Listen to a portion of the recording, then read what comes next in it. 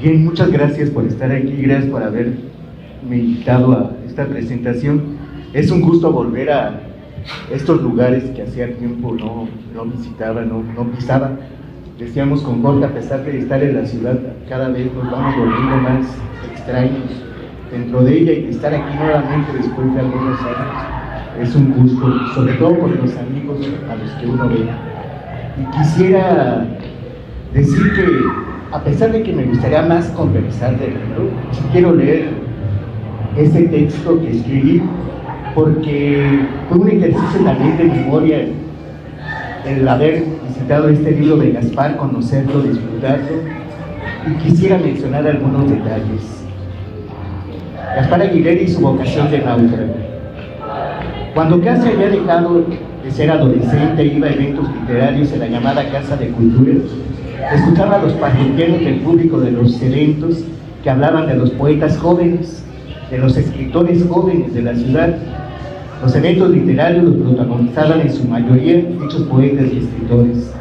Después me hice adulto y los poetas y escritores jóvenes seguían protagonizando la escena literaria, pero ya no solo lo decían los parroquianos, lo decían otros escritores y poetas que venían a dichos eventos.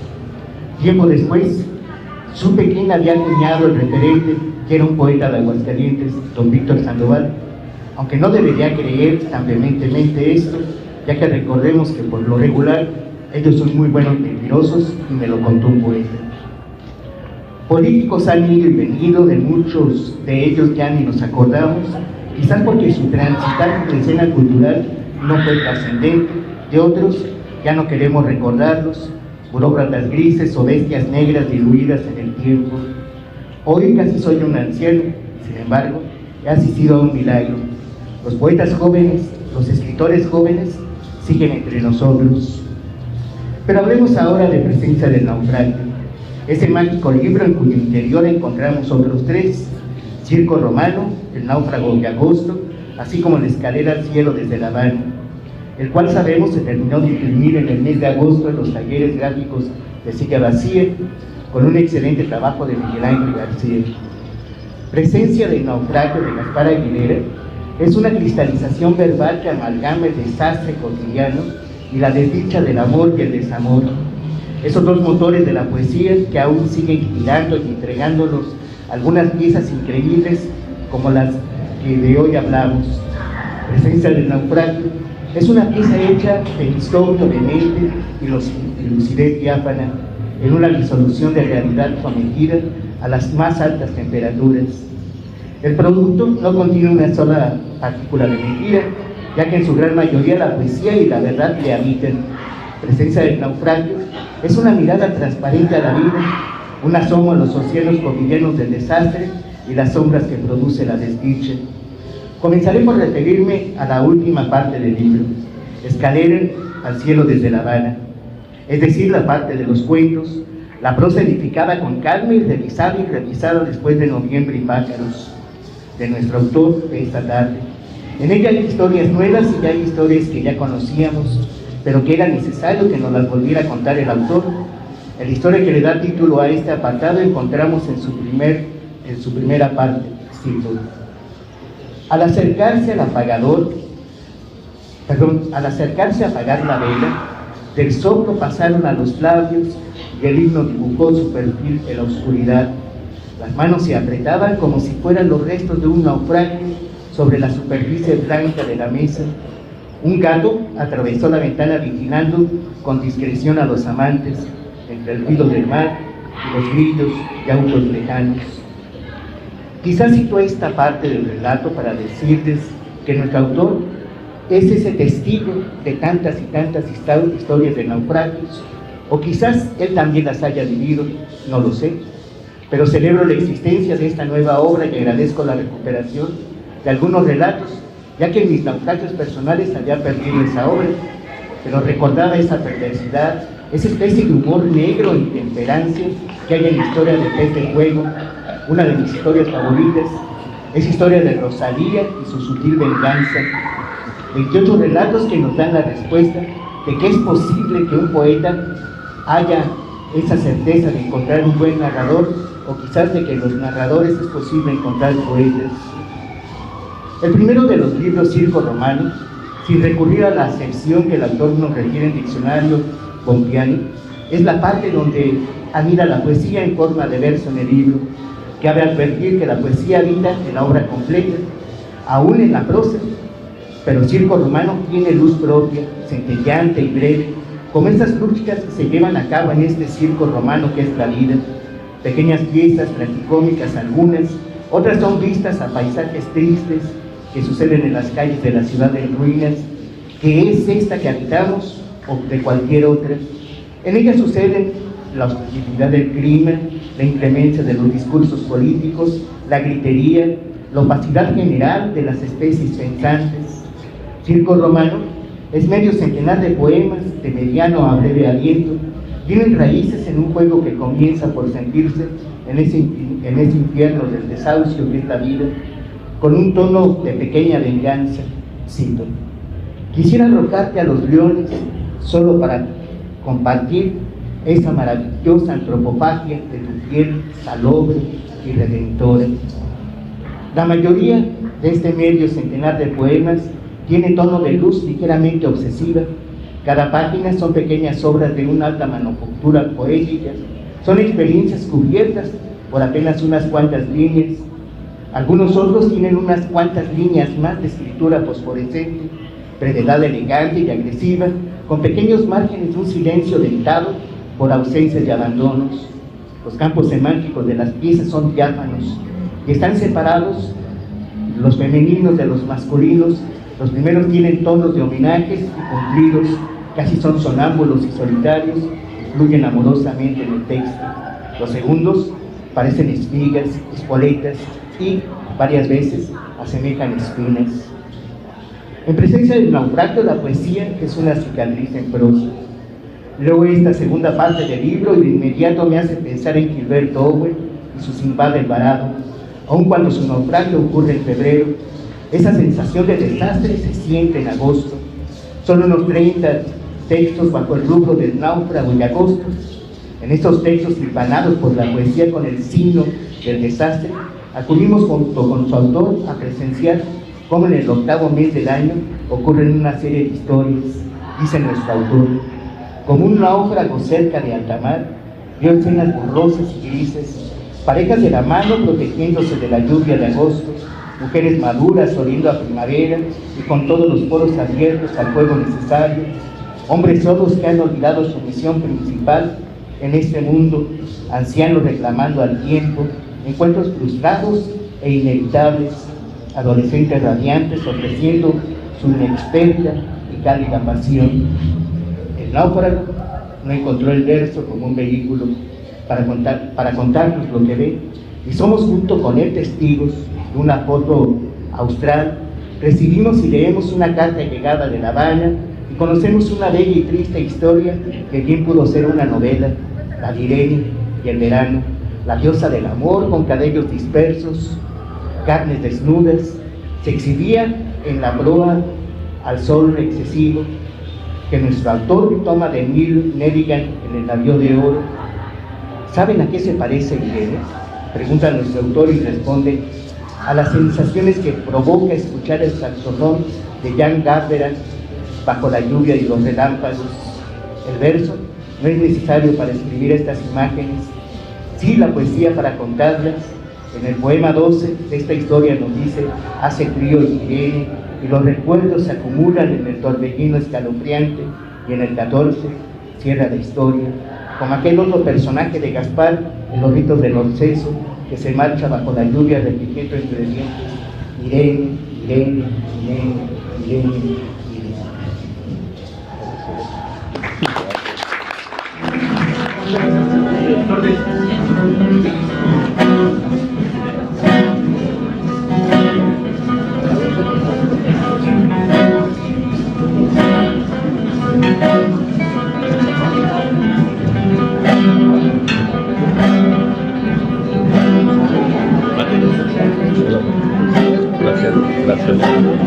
Gracias.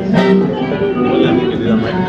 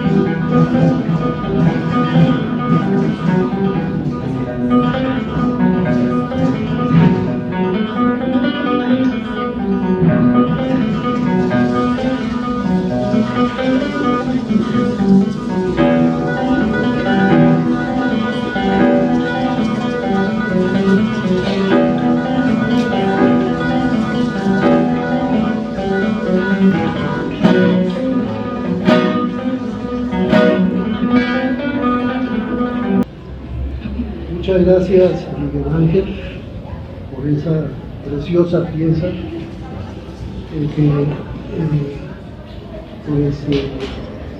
engalana perfectamente esta oportunidad de estar aquí con el maestro Pai. No sé si se me escucha atrás. ¿Sí se escucha o no? Pero no se escucha. Es que acá en la bocina está todo ya. No. Acá ya está todo. Sí, es que no hay como que no hay, así funciona. Bueno, para mí es muy grato estar aquí acompañando al maestro Gaspar Aguilera, al querido amigo, Pai de todos ustedes. Me sorprendió mucho porque llegué rozando las 5 de la tarde, no conocía el libro y me sorprendió mucho el libro de Miguel Ángel porque veo una gran calidad en la elaboración del libro. Me encantan las pastas duras, como estamos hablando con Marco Antonio, regalado de esto. Ya no se usan las pastas duras, pero qué maravilla que se usen para guardar libros como estos, libros de poesía de un maestro como Gaspar, que toda la vida ha trajinado en medio de los libros, en medio de las experiencias vitales que lo han conducido a curiosear por la vida y a escribir. Un escritor no se puede hacer sin la experiencia vital y sin la curiosidad que lo conduce casi siempre al asombro. Un poeta, sobre todo, es el que va de asombro en asombro, ¿no? Sobre las cosas que le suceden en la vida. Yo conocí a Gaspar, me voy a permitir hablar así un poco por culpa de mi mujer, oiga, porque salimos muy rápido de la casa. Yo había preparado un texto, una variante del prólogo que aparece aquí. Se va a ir a dormir a la recámara. Acusado. Y entonces me hizo salir rápido porque siempre me amenaza que Gaspar es muy exigente y hay que llegar a tiempo, lo cual no creo yo. Me parece más a mí. Y entonces se me olvidó el texto, las variantes que quería hacerse, pero sin embargo me voy a referir a algunas partes del texto que me interesa mucho resaltar, ¿no? Con Gaspar hemos tenido una amistad fructífera, cariñosa, en el sentido de compartir lecturas, experiencias de viajes, amigos, muchísimas veces, y como le sucede quizás a muchos de ustedes, se han reunido en la casa de él.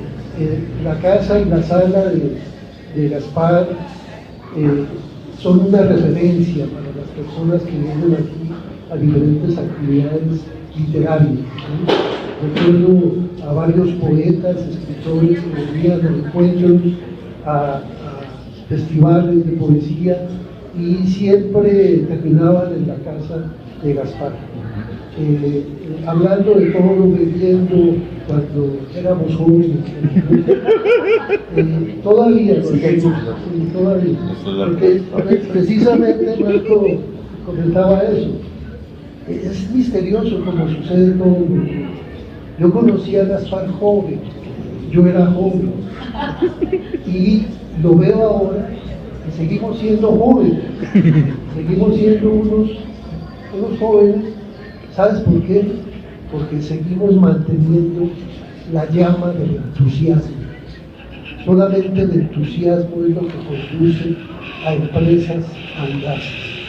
Y el poeta tiene que tener como fin ciertas empresas, ciertas iniciativas que están guiadas por el entusiasmo. Sin el entusiasmo estamos muertos. El entusiasmo, por eso los jóvenes son entusiastas, porque entusiasmo quiere decir llevar a los dioses dentro. Entonces, por eso los jóvenes llevan a los dioses dentro y tienen futuro y son entusiastas. Y nosotros tratamos de emular a esos jóvenes que siempre hemos sido sin perder el entusiasmo. Y el entusiasmo es el que nos lleva a uno indudablemente a la palabra, a crear, a la creación a través de la palabra. Entonces, pues conocí a Gaspar en 1987, yo se lo comentaba por teléfono esta mañana, y él no se acuerda. Nos conocimos en un encuentro de José Antonio Calderón, un poeta argentino, que presentó un libro en el Palacio de Bellas Artes en México. Y yo recuerdo que Gaspar, en ese momento, él tenía una columna de comentarios literarios en el 1+1 de esa época, que era un medio extraordinario, con Roberto Vázquez y todo ello. Entonces Gaspar escribía ahí, y yo lo leía. Yo vivía en un pueblito de Jalisco, Ameca, un pueblito de Jalisco, y de vez en cuando tenía la oportunidad de leer las columnas de Gaspar, y el día que lo vi ahí en la casa, en la sala Manuel M. Ponce de Bellas Artes, pues me acerqué para saludarme y presentarme y todo, y desde ahí hicimos una excelente amistad con Gaspar. Ya cuando nosotros llegamos a vivir a Morelia en 1988, entonces empezamos a frecuentarnos con mayor frecuentarnos, y en la vida de estos 30 últimos años para mí ha sido muy enriquecedora a su lado, conversando de tantas cosas, y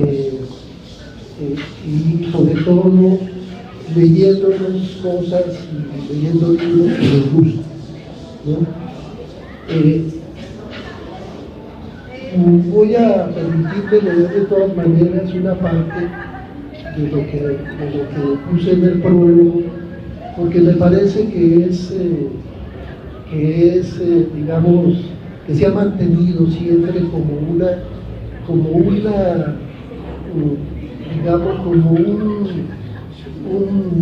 una señal o una característica más bien de la obra creativa de Gaspar, ¿no? Y entonces lo quiero abordar con mayor precisión.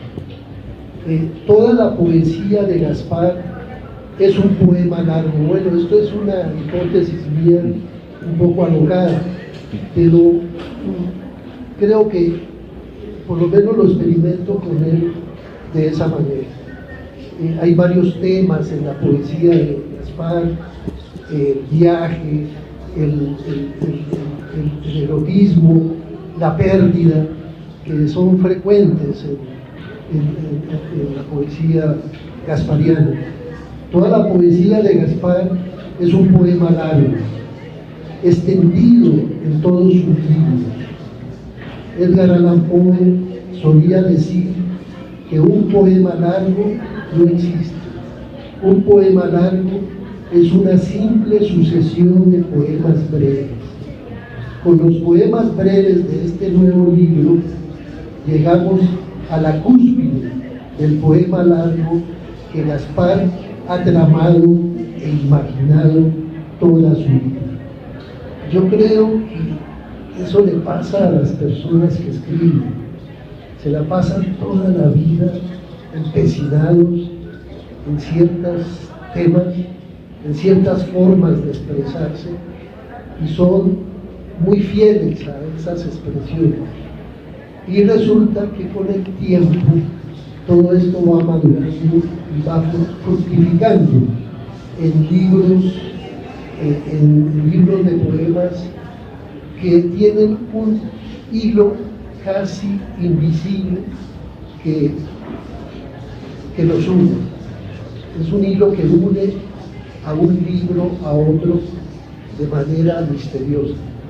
Y eso sucede, creo yo, en la obra de Gaspar. Siempre hay unos temas, la música, por ejemplo, el jazz. Tienes un libro como Coloraturas y silencios. y silencios. Perdóname, es que tengo muy mala memoria, pero ese libro me encantó de Gaspar. Yo sé que allá el amigo Víctor lo escucha, porque él no me escucha ni siquiera cuando tomamos café. Con los poemas breves de este nuevo libro llegamos a la cúspide del poema largo que Gaspar ha tramado e imaginado toda su vida. Voluptuosidad, viaje, asombro, deterioro son los temas recurrentes. Desde los poemas de viaje, de Zona de Derrumbe y Diario de Praga, es un libro que me encantó de Gaspar, Diario de Praga. Yo creo que Gaspar estuvo en esa ciudad y el espíritu de esa ciudad se impregnó en su memoria, en sus sensaciones, y después hizo este libro formidable que para mí es uno de los libros, de los poemas más valiosos que yo recuerdo de Gaspar. Aquí hablo un poquito de eso, desde los poemas de viaje de Zona de Derrumbe y Diario de Praga, y los poemas de amor y desamor, de los ritos del obseso y tu piel vuelve a mi boca. Ustedes saben que han hecho muchísimas representaciones de los poemas de Gaspar con este título de tu piel vuelve a mi boca. Todo vuelve a ser de otra manera en estos nuevos poemas, que no son nuevos. Los poetas no tienen poemas nuevos.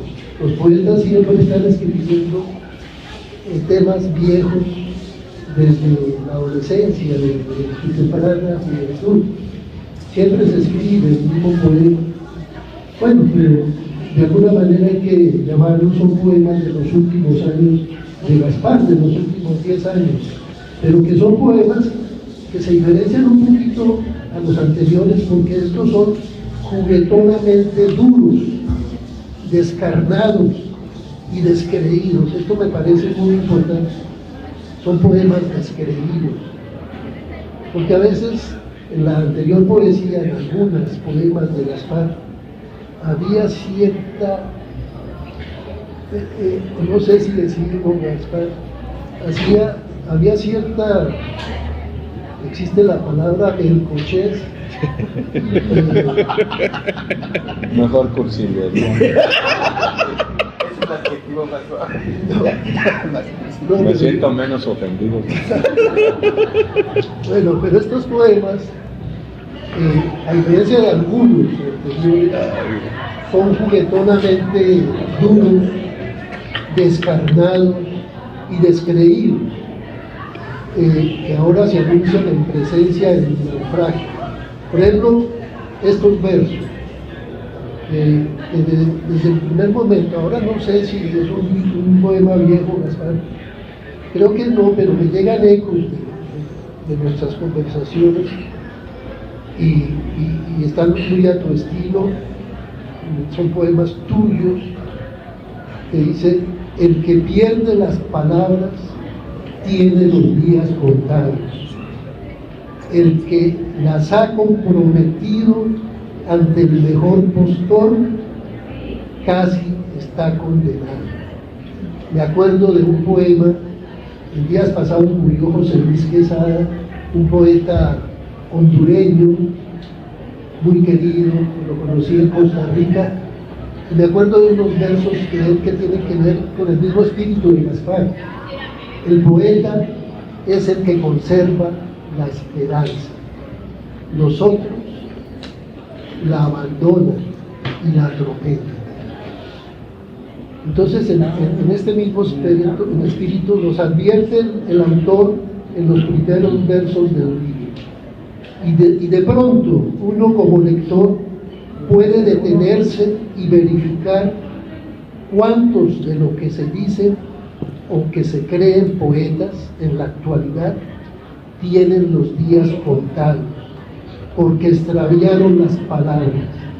¿Cuántos perdieron la expresión y el lenguaje por exhibir sus veleidades en redes sociales y muros de opinión? Redactan una línea que confunden con poesía y corren rapidísimo a colgarla en Facebook para que otros incautos adeptos de su burbuja les den likes de complacencia y facilismo. Nunca antes en la historia de la cultura había habido una forma más efectiva de abaratar la poesía. Por Dios, es terrible lo que estoy diciendo. Nunca antes en la historia de la cultura había habido una forma más efectiva de abaratar la poesía, de hacerla intrascendente y prescindible. Por eso, el que ha comprometido las palabras ante el mejor postor casi está condenado. En ninguna parte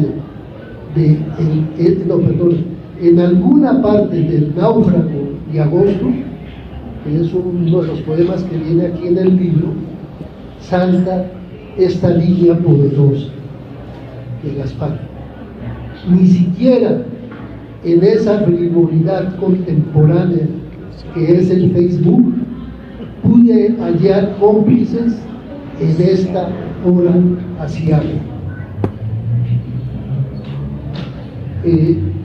Bueno, pero yo quería también, me surgen muchas preguntas y quisiera yo también, aprovechando que está el maestro aquí, aunque Raúl Mejía ya le haya hecho muchas preguntas en su libro, demasiadas preguntas, pero creo que el escritor joven Raúl Mejía, sobre el escritor joven Gaspar Aguilera, a mí me surgen nuevas, pero voy a terminar este parrafito de leerlo para ya poder plantearle una pregunta. En este nuevo libro, Gaspar Aguilera desarrolla toda una poética casi descarnada del naufragio. Él ya ha recorrido un gran trecho en sus quehaceres de creación, en su convivencia con la palabra y su voz propia, sin nunca traicionar lo que cultiva su espíritu, situación que le da toda la fortaleza y todo el derecho para decir sin rodeos, por fin, todo lo que quiere, lo que imagina y piensa, de manera a veces dura e implacable, pero siempre con versos solventes de entrañable poesía. Eso es lo importante en un poeta, investigar con poesía no solo el amor, el desamor y el sentimiento, sino también escudriñar el vacío, la caída, el atroz abatimiento. Para el Gaspar de este libro, el naufragio está construido de duras certezas que conducen tal vez a una suerte de tenue tristeza del pensamiento.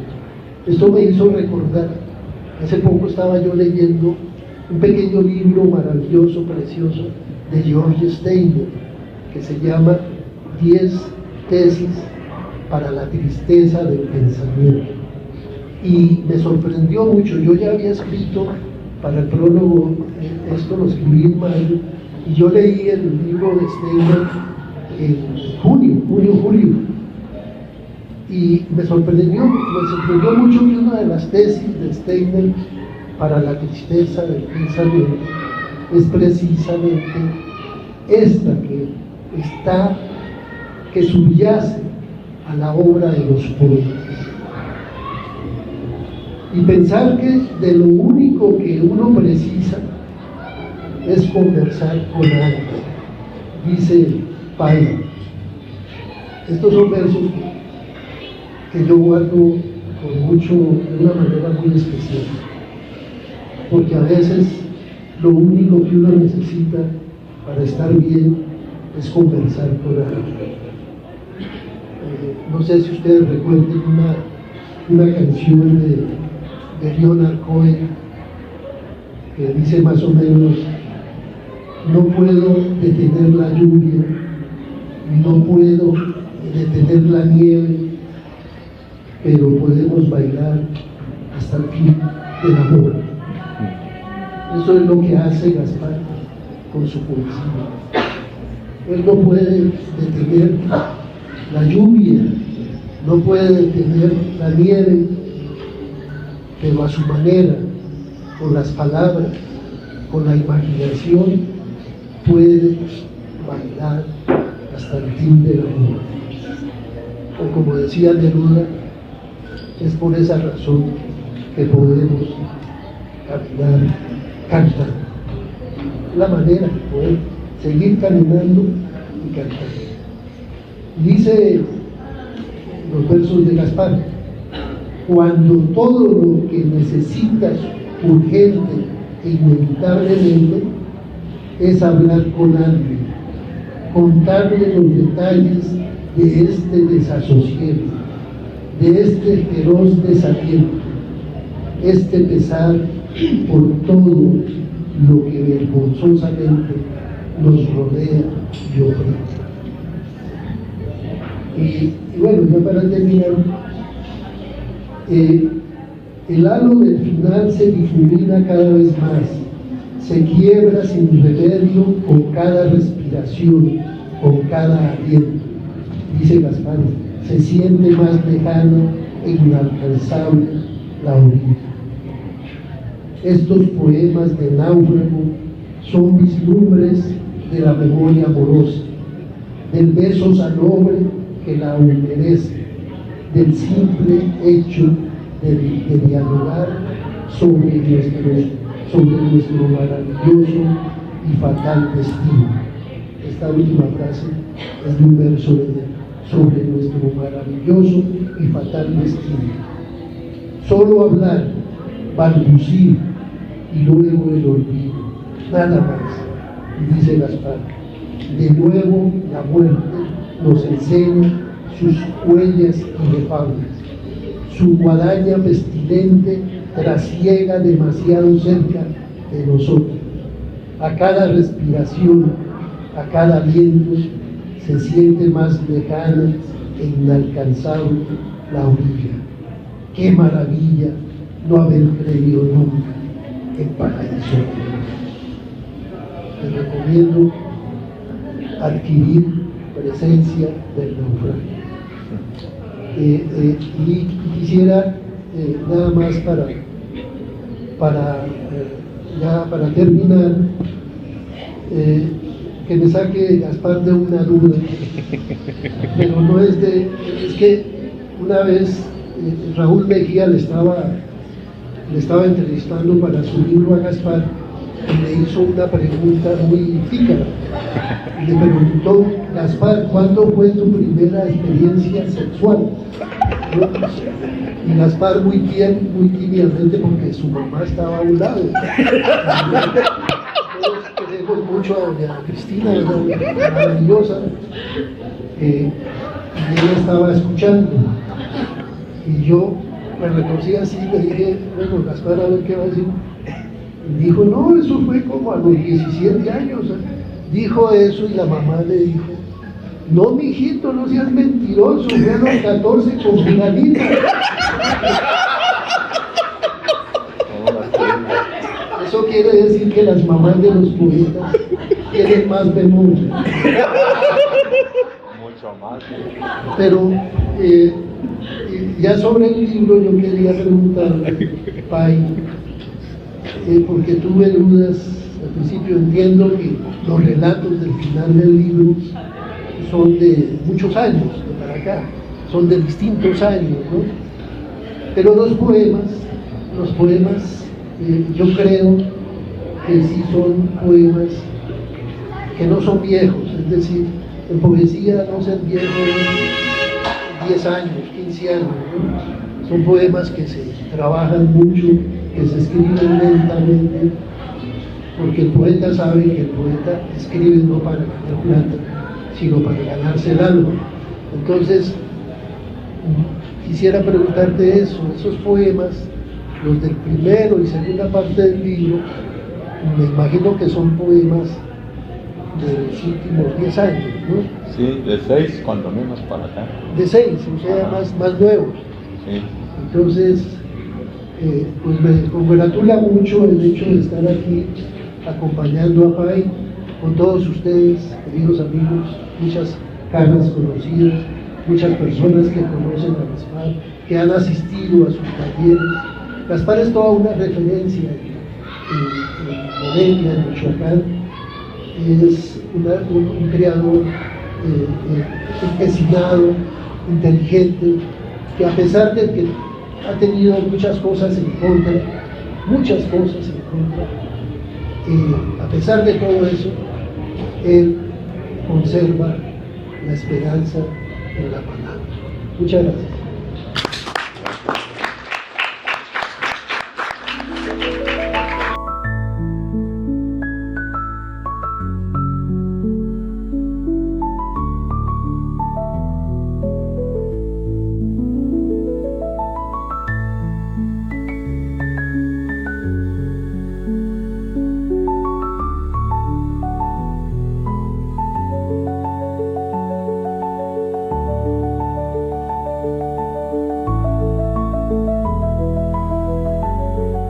Bien, pues agradezco muchísimo, no se imaginan con qué emoción y cariño que nos acompañen hoy aquí.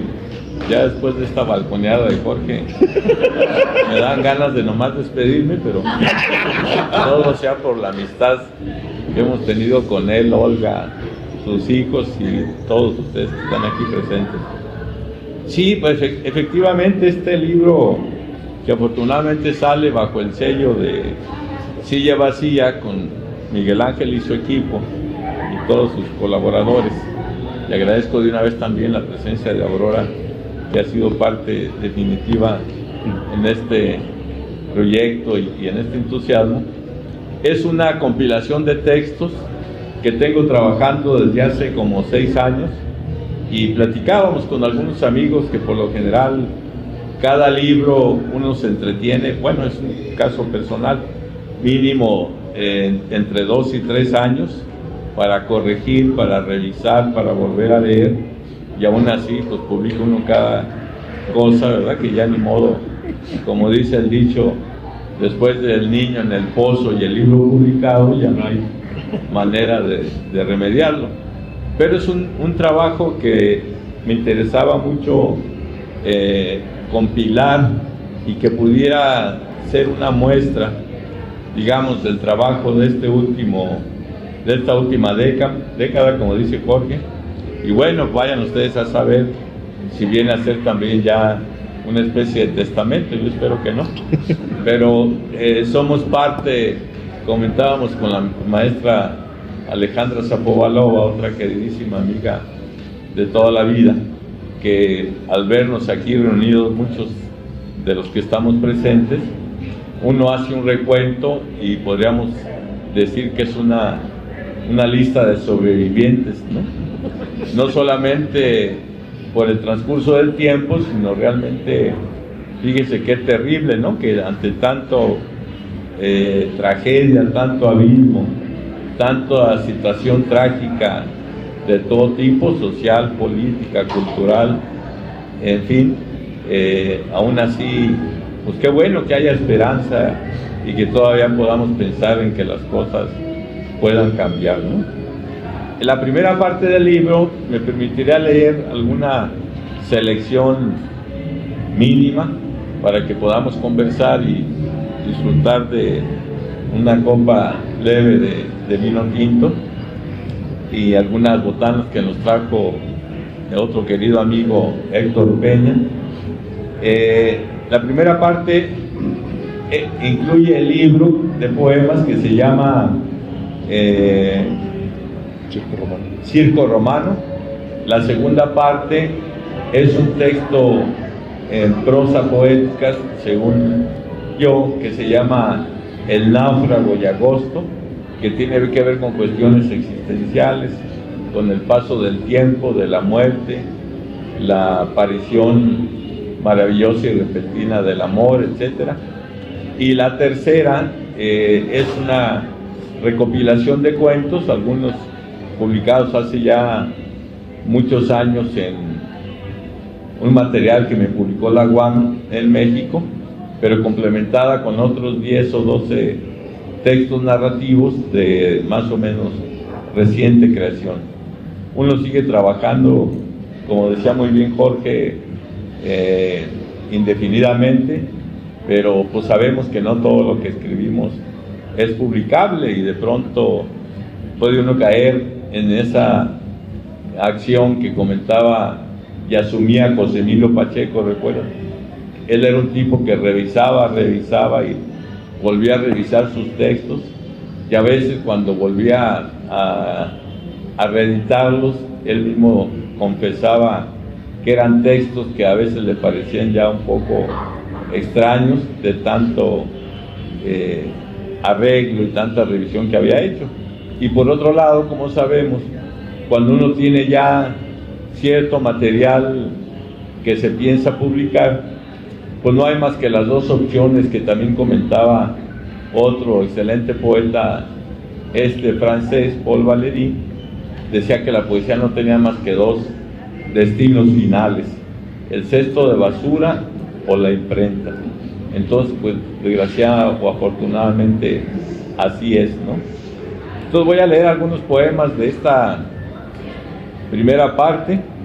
Se llama Sentencia, y si se pone más allá la bocina no podrán escuchar mejor. Es que está conectado aquí. Está conectado aquí, sí. Bueno, ni modo. Sentencia. El que pierde las palabras tiene los días contados.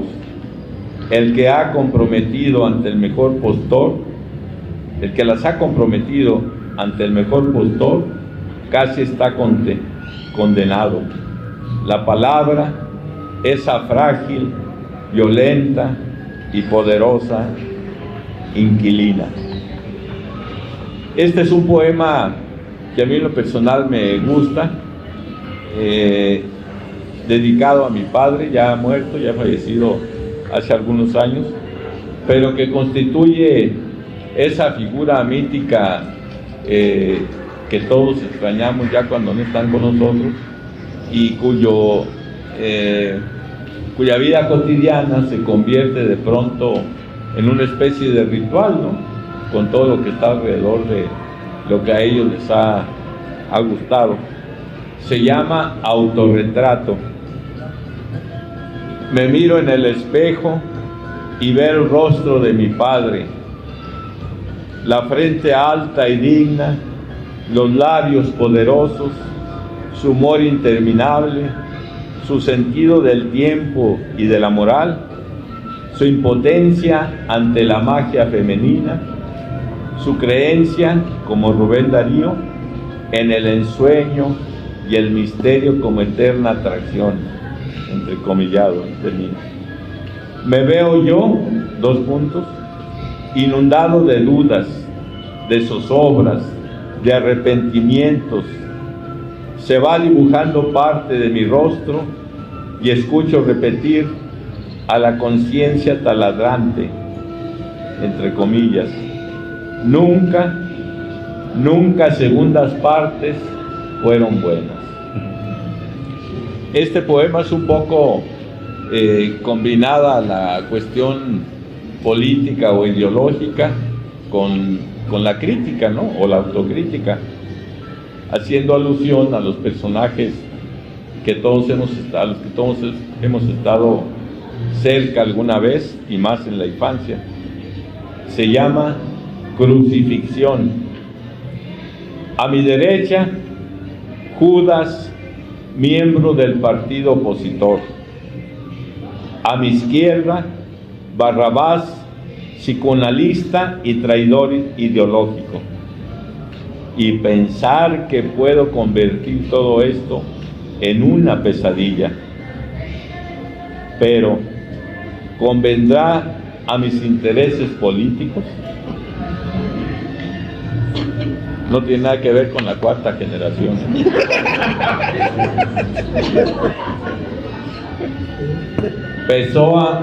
Pessoa y el verano. Tengo que confesar que un verso de tabaquería se me ha atravesado en las venas y ahora no sé a quién recurrir, si a un acupunturista o a un especialista en saudade que me extirpe del alma esta inmensa, terrible nostalgia y las últimas gotas del Oporto.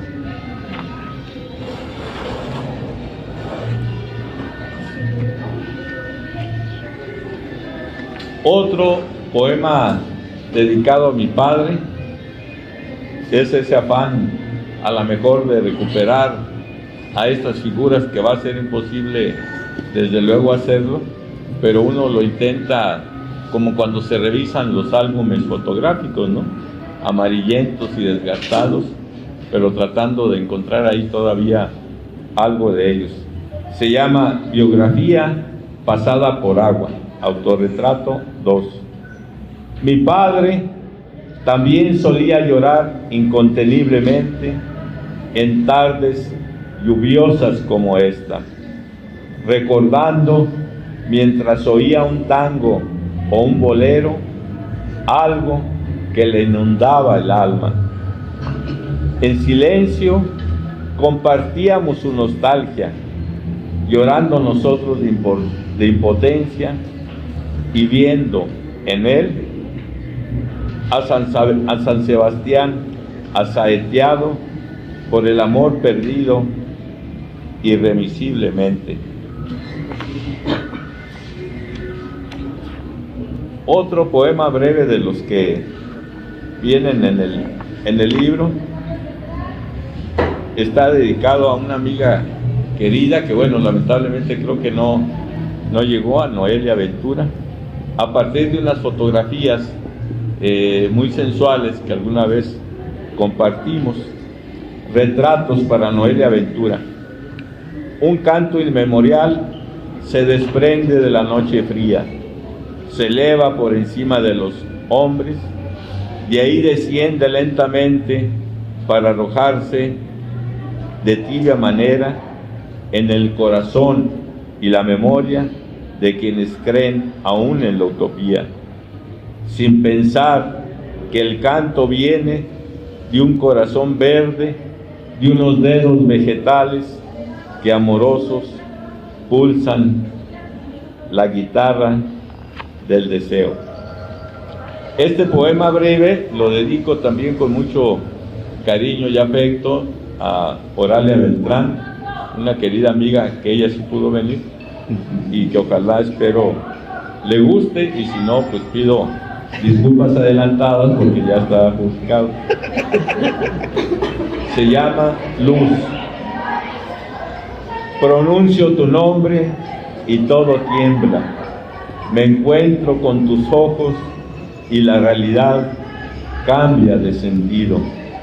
Todo se vuelve azul, la seda de tu piel es manto que protege. Cuando en los sueños me encuentro con tus labios, son un bálsamo contra los males de este mundo. Tocar tu mano en el verano me reconcilia con el mundo y crece mi pasión por lo que sueñas. Hay otros poemas breves que leería para no hacer tan cansado esta parte, y pues yo le recomendaría y agradecería también, igual que el editor, que compren el libro para que, como debe ser la poesía, se lea muy bien solo o muy bien acompañado, que es la manera en que podemos disfrutar, como ya decía Jorge, esta maravilla de lo que se puede de pronto construir con el lenguaje.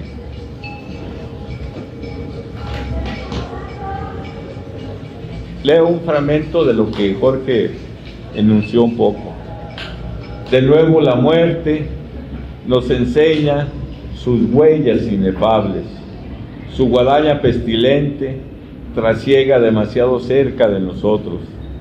A cada respiración, a cada aliento, se siente más lejana e incansable la orilla.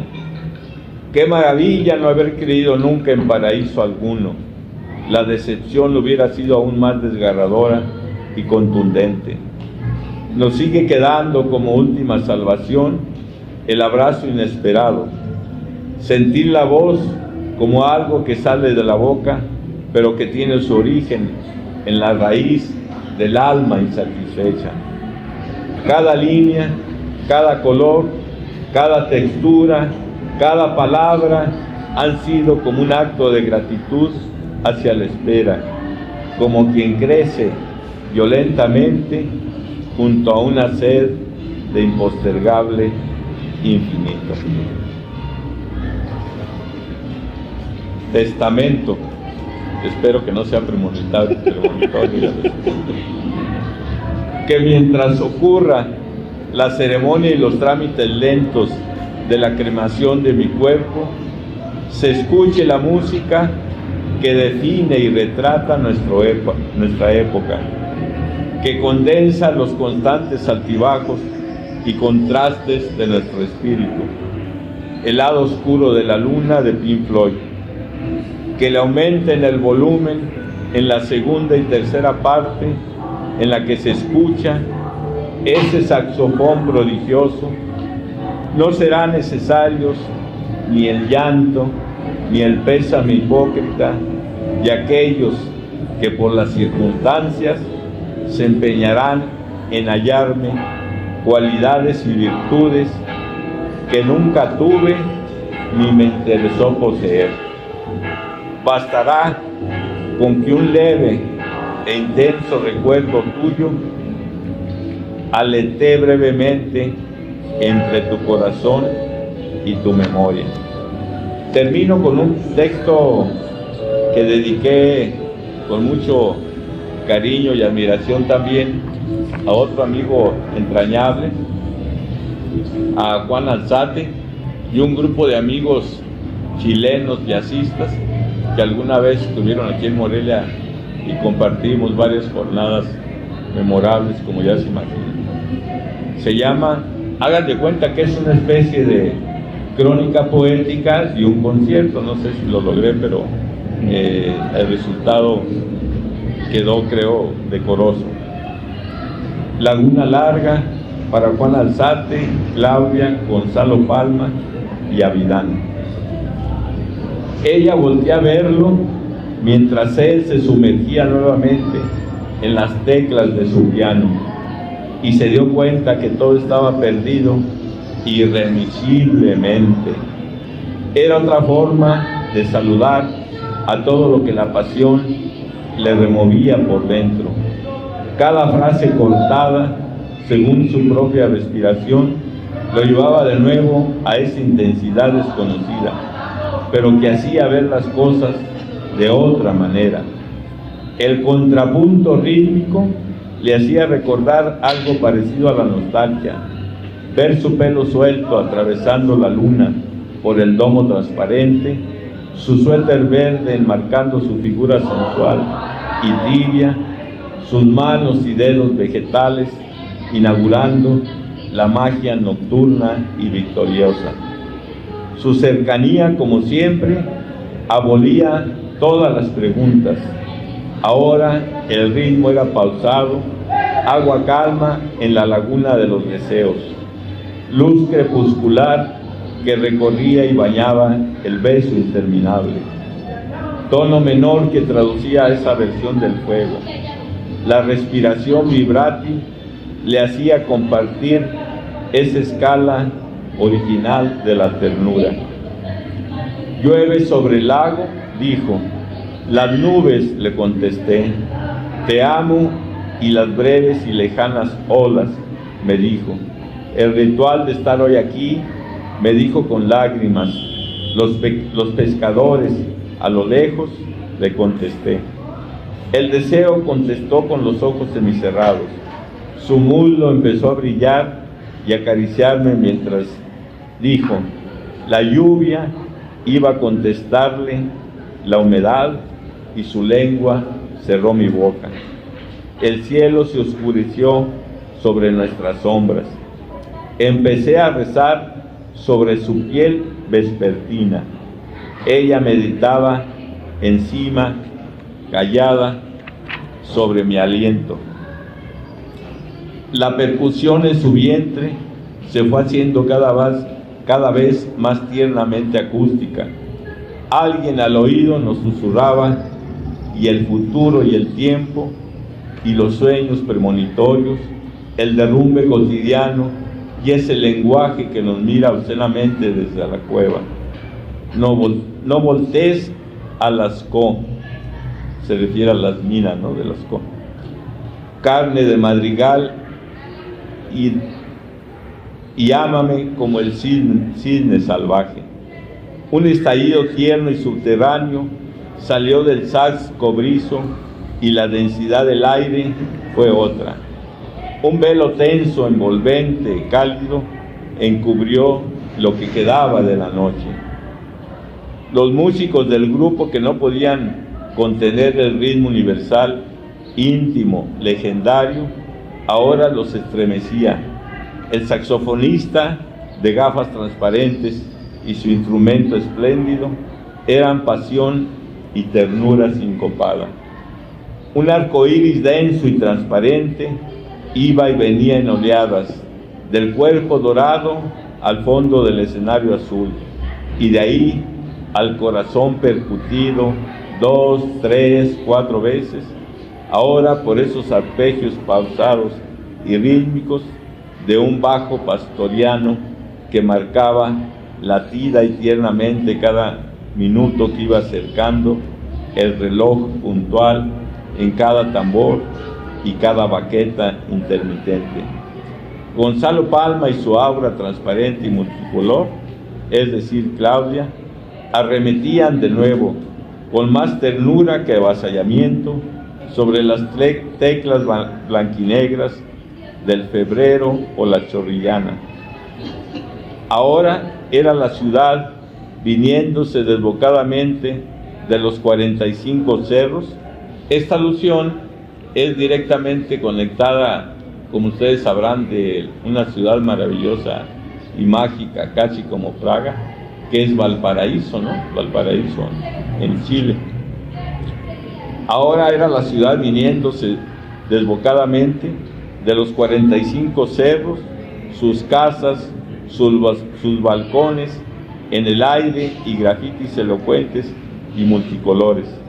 A la pequeña plaza Aníbal Pinto, atestada de jóvenes, la figura verde de Neptuno, el café del poeta y los perros que se sienten palomas y descansan como si nada, mientras se va haciendo milagrosamente la luz en ese lugar de encanto, intensidad y locura.